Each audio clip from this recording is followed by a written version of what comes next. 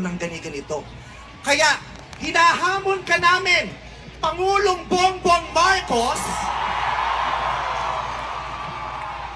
kung gusto mong magkaroon ng magandang legasiya, ang pangalan mo, ipakulong mo lahat ng magnanakaw.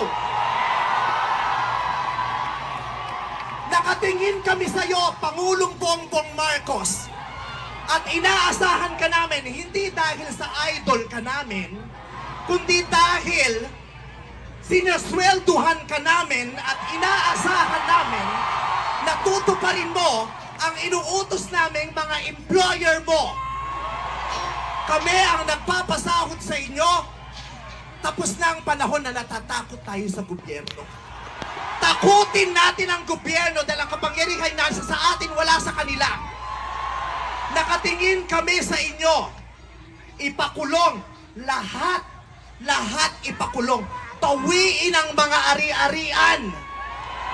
Bawiin ang mga ari-arian. Pati atay, i-donate. Ibigay ang atay.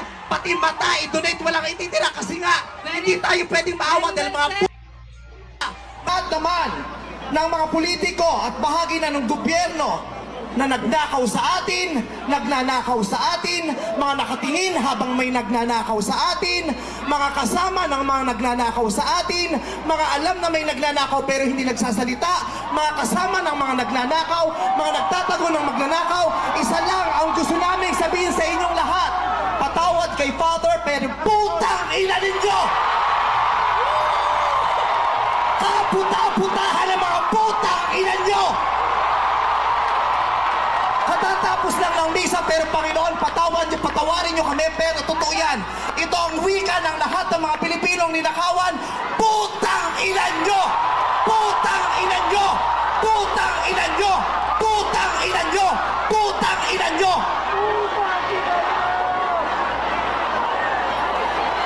Putang ina nyo! Tapos na ang panahon ng mga bababait at ng mga resilient. Ang mga mababait, ginago. Ang mga resilient, tinarantado.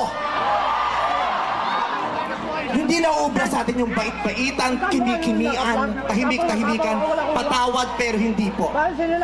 Hindi ko sisimplihan, hindi ko babaitan ang mensahe ko ngayon dahil hindi naman sila mababait.